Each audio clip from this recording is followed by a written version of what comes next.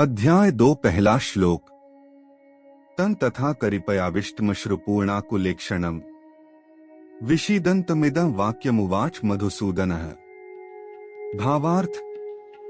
संजय बोले, उस प्रकार करुणा से व्याप्त और आंसुओं से पूर्ण तथा व्याकुल नेत्रों वाले शोकयुक्त उस अर्जुन के प्रति भगवान मधुसूदन ने यह वचन कहा। श्री भगवानुवाच कुतस्त्वा कश्मलमिदं विष्मे समुपस्थितम् अनार्यजुष्टमस्वर्ग्यं कीर्तिक्रमर्जुन। भावार्थ। श्री भगवान बोले, हे अर्जुन, तुझे इस असमय में यह मोह किस हेतु से प्राप्त हुआ? क्योंकि न तो यह श्रेष्ठ पुरुषों द्वारा आचरित है, न स्वर्ग को देने वाला है और न कीर्ति को करने वाला ही है।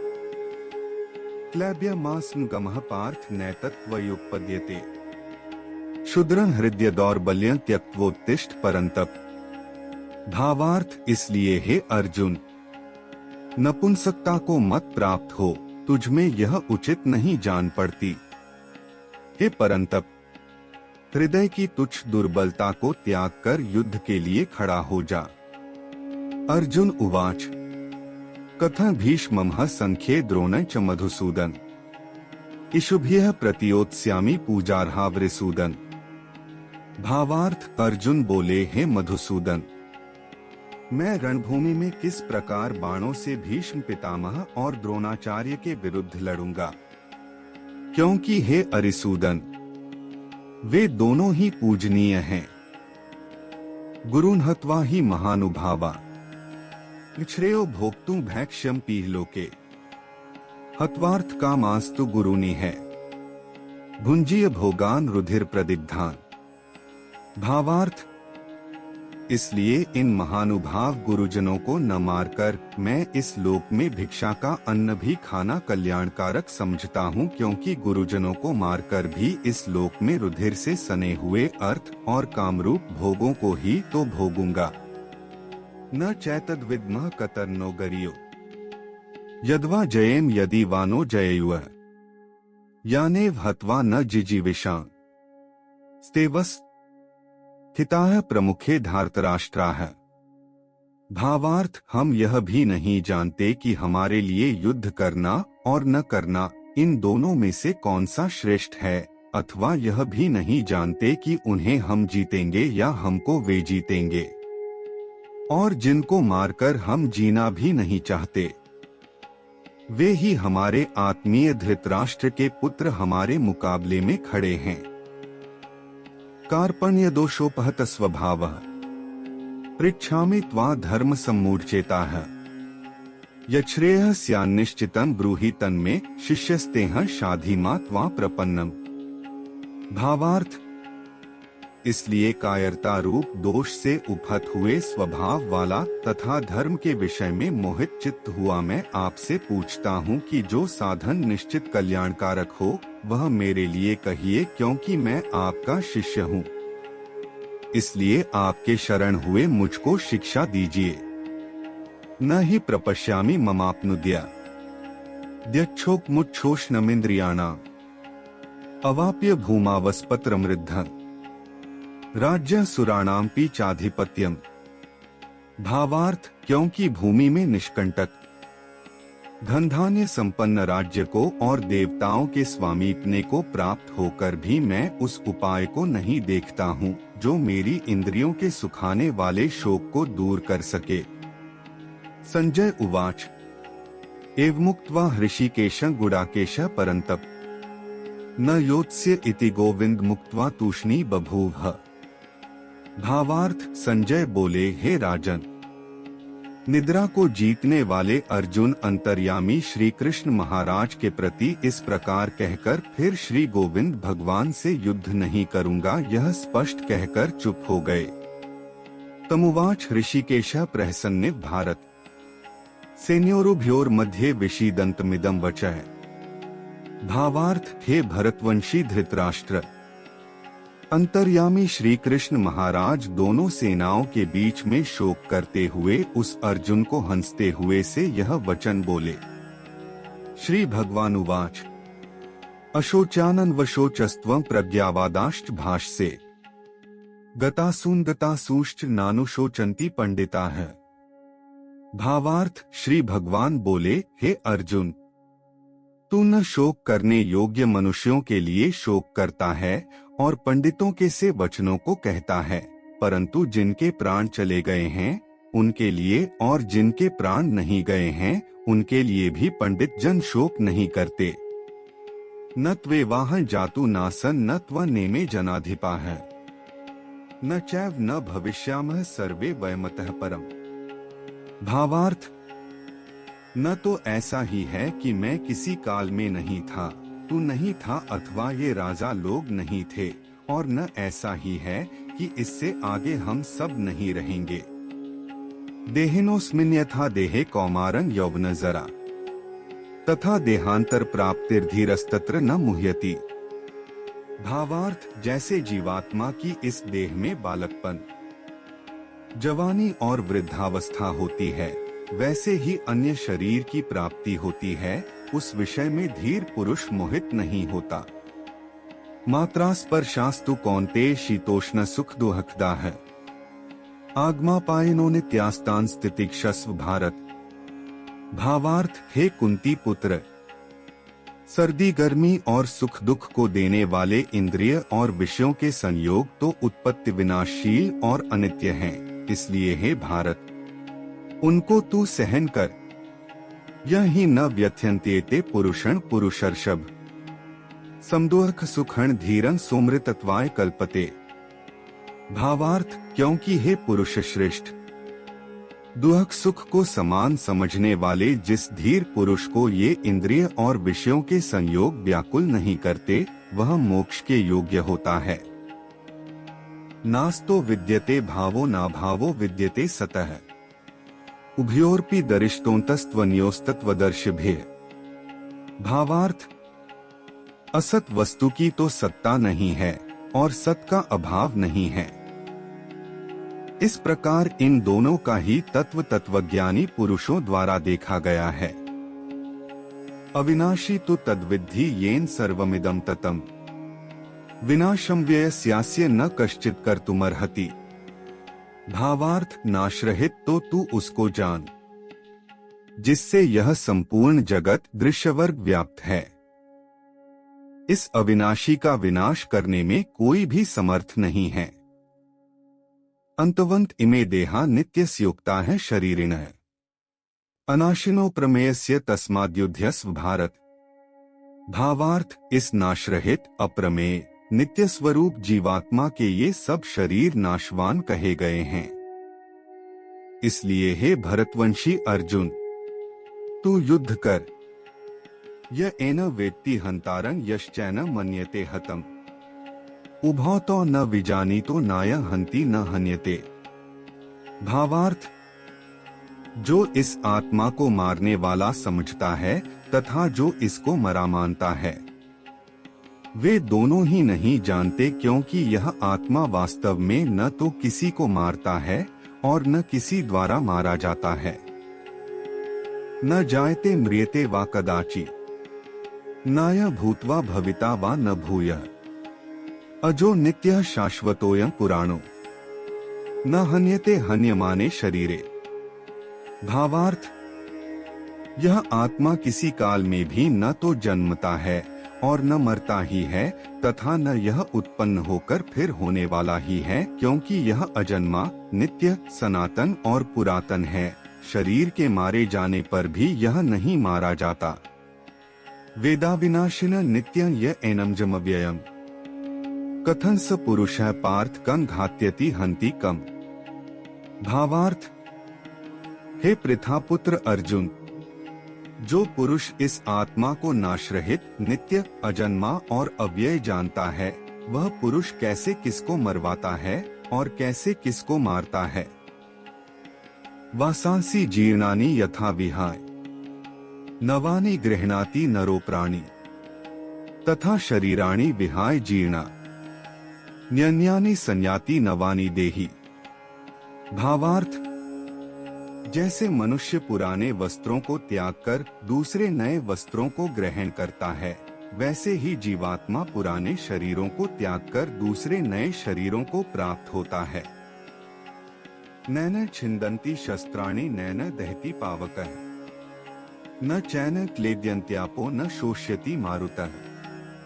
भावार्थ, इस आत्मा को शस्त्र नहीं काट सकते, इसको आग नहीं जला सकती, इसको जल नहीं गला सकता और वायु नहीं सुखा सकता। अच्छेद्योयम दाह्योयम क्लेद्यो शोष्य एव च नित्यः सर्वगतः स्थाणुर्चलोय सनातनः। भावार्थ, क्योंकि यह आत्मा अच्छेद्य है, यह आत्मा अदाह्य, अक्लेद्य और निःसंदेह अशोष्य है तथा यह आत्मा नित्य, सर्वव्यापी, अचल, स्थिर रहने वाला और सनातन है। अव्यक्तोयम चिन्त्योयम विकार्योयम उच्यते तस्मादेवं विदित्वैनं नानुशोचितुमर्हसि। भावार्थ, यह आत्मा अव्यक्त है, यह आत्मा अचिंत्य है और यह आत्मा विकार रहित कहा जाता है। इससे हे अर्जुन, इस आत्मा को उपर्युक्त प्रकार से जानकर तू शोक करने के योग्य नहीं है, अर्थात तुझे शोक करना उचित नहीं है। अथ चैन नित्य जातम नित्यं वा मन्यसे मृतम तथापि त्वं महाबाहो नैवं शोचितुमर्हसि। भावार्थ, किंतु यदि तू इस आत्मा को सदा जन्मने वाला तथा सदा मरने वाला मानता हो, तो भी हे महाबाहो, तू इस प्रकार शोक करने योग्य नहीं है। जातस्थे ध्रुवो मृत्युर्ध्रुवं जन्म मृतस्य च तस्मात् परिहार्यर्थे न त्वं शोचितुमर्हसि।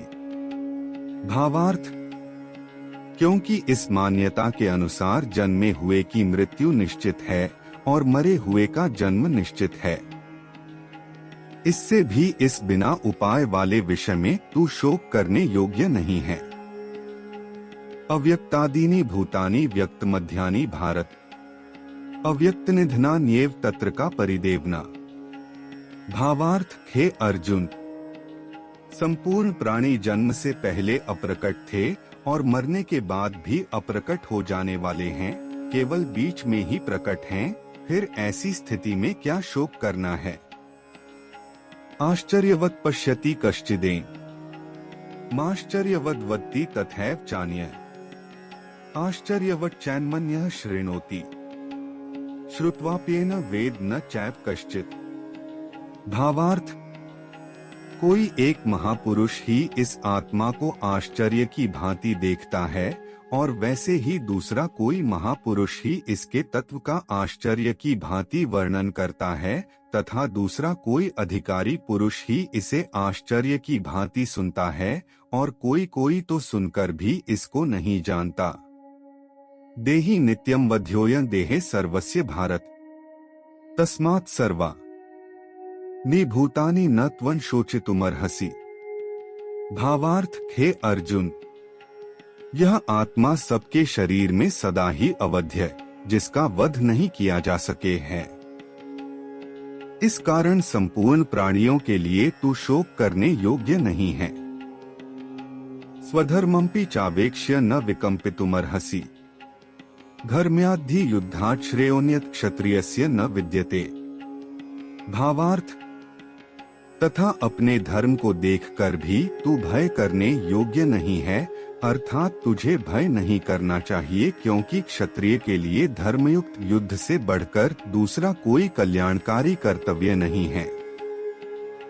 यदृच्छया चोपन्ना स्वर्गद्वारं पावृतम् सुखिनः क्षत्रियाः पार्थ लभन्ते युद्धमीदृशम्।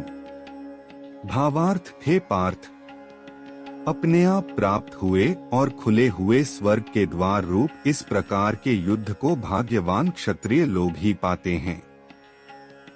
अथ चेत्त्वमिम धर्म्य संग्राम न करिष्यसि ततः स्वधर्म कीर्तिं च हित्वा पापं वाप्स्यसि।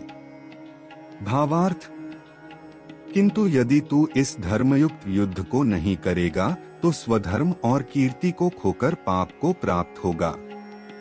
अकीर्ति चापी भूतानि कथिष्यन्ति ते व्यया संभावितस्य चाकीर्ति मरणात्तिरिच्यते।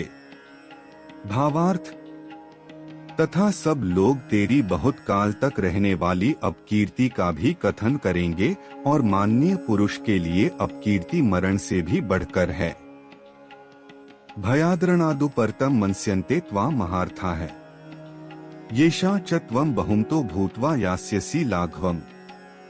भावार्थ, और जिनकी दृष्टि में तू पहले बहुत सम्मानित होकर अब लघुता को प्राप्त होगा, वे महारथी लोग तुझे भय के कारण युद्ध से हटा हुआ मानेंगे।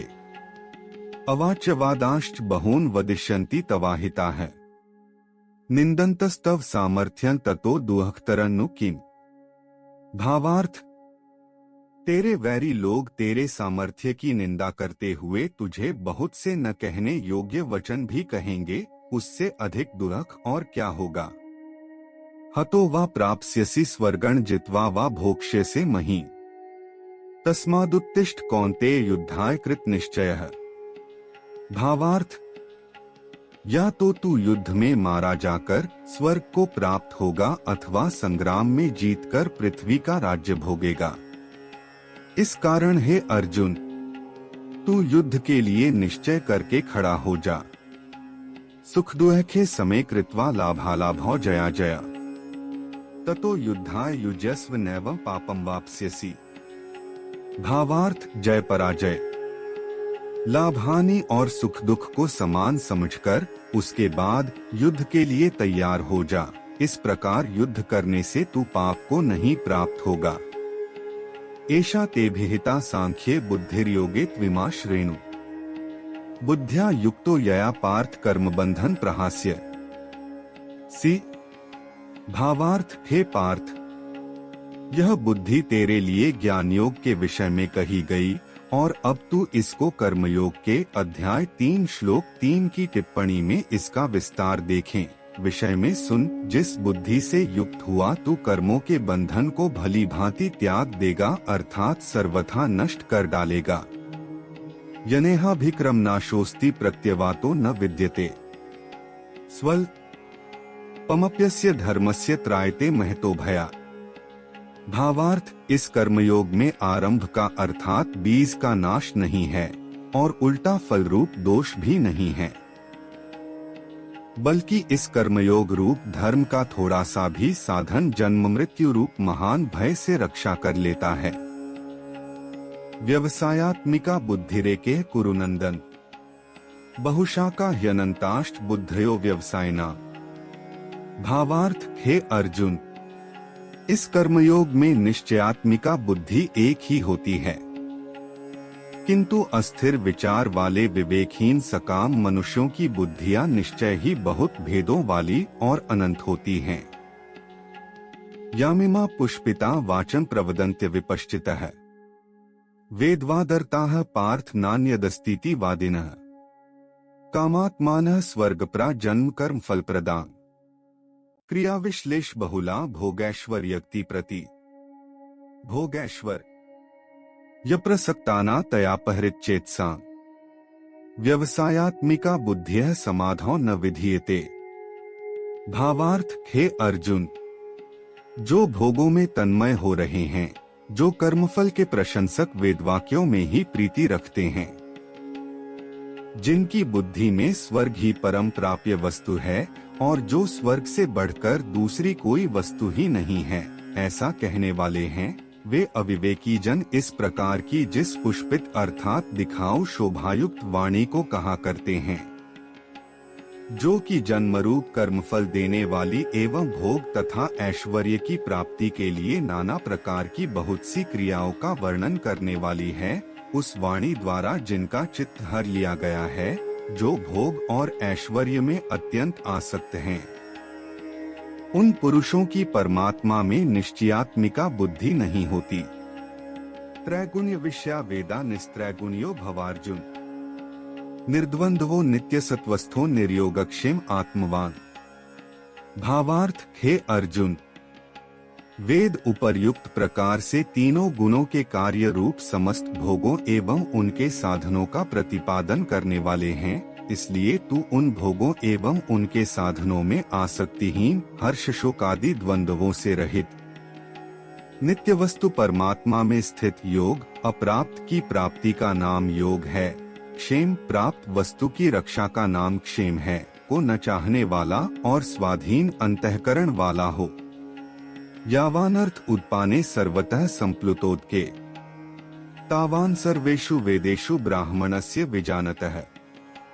भावार्थ, सब ओर से परिपूर्ण जलाशय के प्राप्त हो जाने पर छोटे जलाशय में मनुष्य का जितना प्रयोजन रहता है, ब्रह्मा को तत्व से जानने वाले ब्राह्मण का समस्त वेदों में उतना ही प्रयोजन रह जाता है। कर्मण्येवाधिकारस्ते मा फलेषु कदाचन माँ कर्मफल हेतुर्भुर्माते संगोस्त्व कर्मणि। भावार्थ, तेरा कर्म करने में ही अधिकार है, उसके फलों में कभी नहीं। इसलिए तू कर्मों के फल हेतु मत हो तथा तेरी कर्म न करने में भी आसक्ति न हो।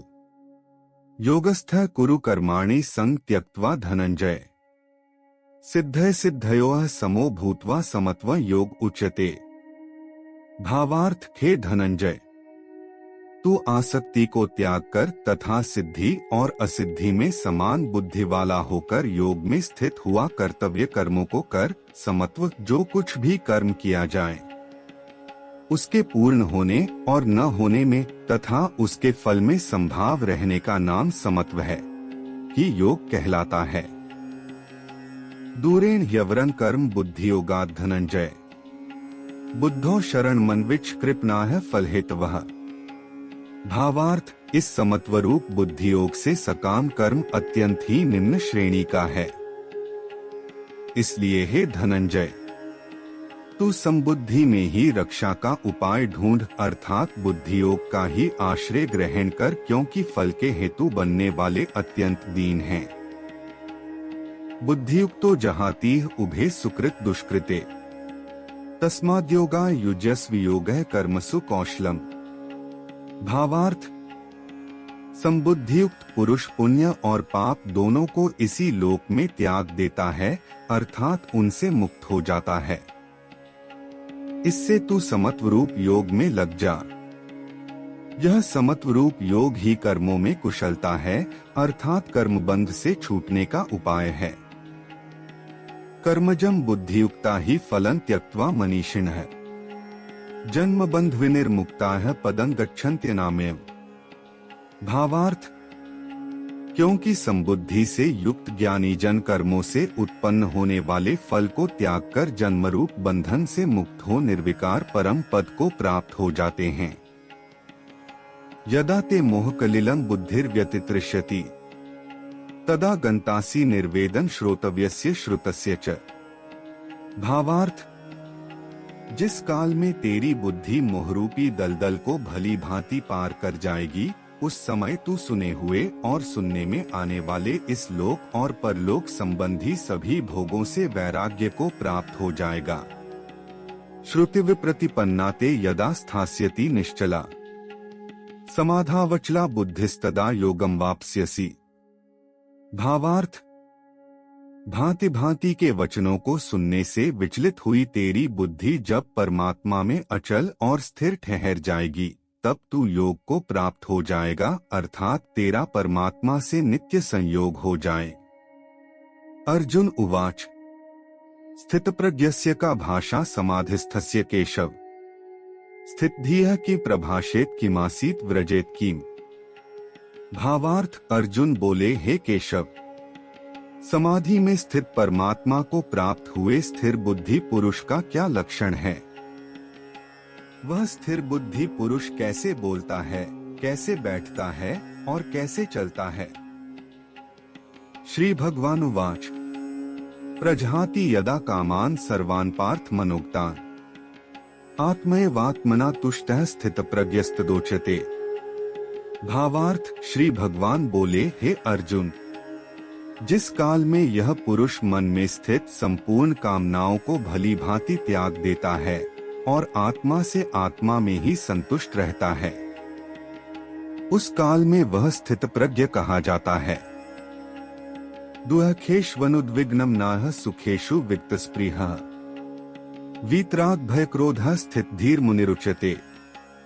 भावार्थ दुखों की प्राप्ति होने पर जिसके मन में उद्वेग नहीं होता, सुखों की प्राप्ति में सर्वथा निःस्पृह है, तथा जिसके राग, भय और क्रोध नष्ट हो गए हैं, ऐसा मुनि स्थिर बुद्धि कहा जाता है।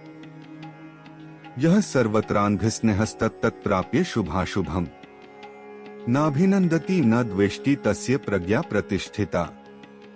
भावार्थ जो पुरुष सर्वत्र स्नेहरहित हुआ उसे शुभ या अशुभ वस्तु को प्राप्त होकर न प्रसन्न होता है और न द्वेष करता है, उसकी बुद्धि स्थिर है। यदा संहरते चायं कूर्मोंगनी सर्वशः इंद्रियाणीन्द्रियार्थेभ्यस्तस्य प्रज्ञा प्रतिष्ठिता।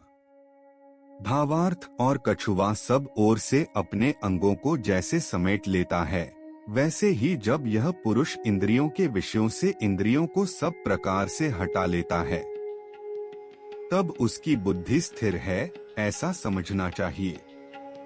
विषया विनिवर्तन्ते निराहारस्य देहिनः रसवर्ज रसोप्यस्य परं दृष्ट्वा निवर्तते।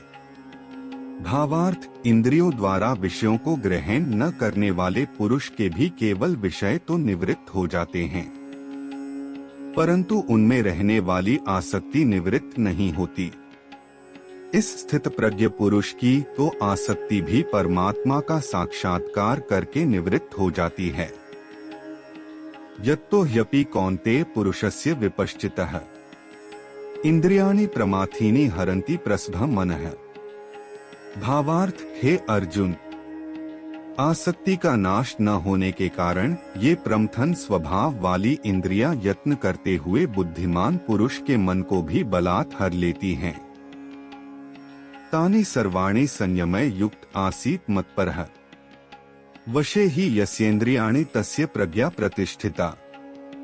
भावार्थ इसलिए साधक को चाहिए कि वह उन संपूर्ण इंद्रियों को वश में करके समाहित चित्त हुआ मेरे परायण होकर ध्यान में बैठे, क्योंकि जिस पुरुष की इंद्रियां वश में होती हैं, उसी की बुद्धि स्थिर हो जाती है। ध्यायतो विषयान् पुंसः संगस्तेषुपजायते संगात् संजायते कामः कामात् क्रोधोऽभिजायते।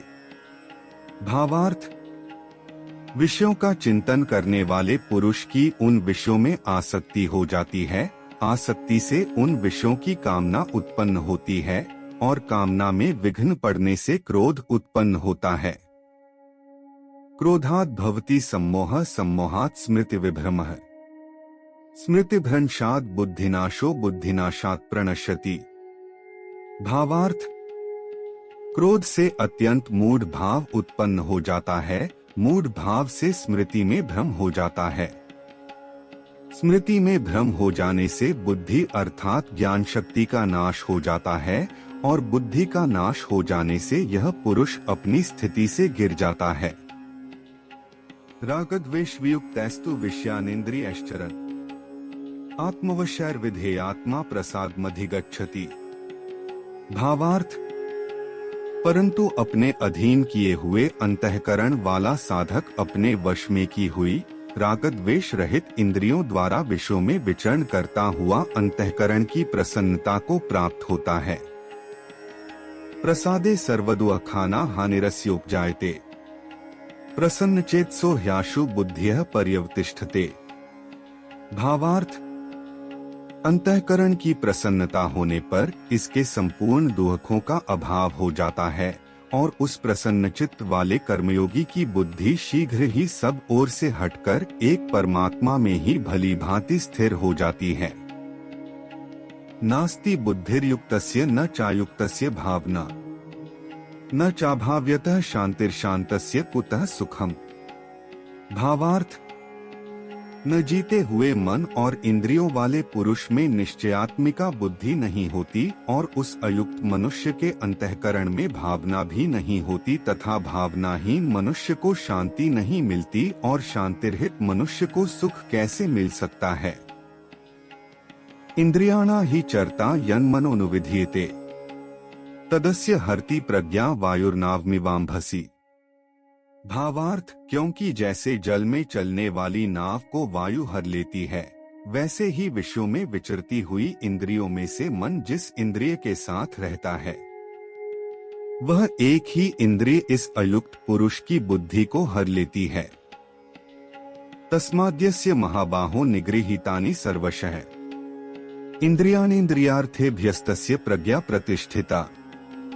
भावार्थ इसलिए है महाबाहो, जिस पुरुष की इंद्रियां इंद्रियों के विषयों में सब प्रकार निग्रह की हुई हैं, उसी की बुद्धि स्थिर है। या निशा सर्वभूताना तस्या जागर्ति संयमी, यस्या जागृति भूतानि सा निशा पश्यतो मुनेः। भावार्थ संपूर्ण प्राणियों के लिए जो रात्रि के समान है, उस नित्य ज्ञान स्वरूप परमानंद की प्राप्ति में स्थित प्रज्ञ योगी जागता है, और जिस नाशवान सांसारिक सुख की प्राप्ति में सब प्राणी जागते हैं, परमात्मा के तत्व को जानने वाले मुनि के लिए वह रात्रि के समान है। आपूर्यमाणम चल प्रतिष्ठन् समुद्रमापः प्रविशन्ति यद्वत् तद्वत् कामा यं प्रविशन्ति सर्वे स शान्तिमा नोति न काम कामी। भावार्थ जैसे नाना नदियों के जल सब ओर से परिपूर्ण अचल प्रतिष्ठा वाले समुद्र में उसको विचलित न करते हुए ही समा जाते हैं, वैसे ही सब भोग जिस स्थित प्रज्ञ पुरुष में किसी प्रकार का विकार उत्पन्न किए बिना ही समा जाते हैं, वही पुरुष परम शांति को प्राप्त होता है। भोगों को चाहने वाला नहीं। विहाय कामान्यः सर्वान् पुमाश्चरति निःस्पृहः निर्ममो निरहंकारः स शांतिं धिगच्छति। भावार्थ जो पुरुष संपूर्ण कामनाओं को त्याग कर ममता रहित, अहंकार रहित और स्पृहा रहित हुआ विचरता है, वही शांति को प्राप्त होता है, अर्थात वह शांति को प्राप्त है। एषा ब्राह्मी स्थितियः पार्थ नैना प्राप्य विमुह्यति स्थित्वास्यामन्त कालेपि ब्रह्म निर्वाण मृच्छति। भावार्थ हे अर्जुन, यह ब्रह्मा को प्राप्त हुए पुरुष की स्थिति है। इसको प्राप्त होकर योगी कभी मोहित नहीं होता और अंतकाल में भी इस ब्राह्मी स्थिति में स्थित होकर ब्रह्मानंद को प्राप्त हो जाता है। तत्सदिति श्रीमद्भगवद्गीतासूपनिषत्सु ब्रह्म विद्यायां योगशास्त्रे श्रीकृष्णार्जुन संवादे सांख्ययोगो नाम द्वितीयोऽध्यायः।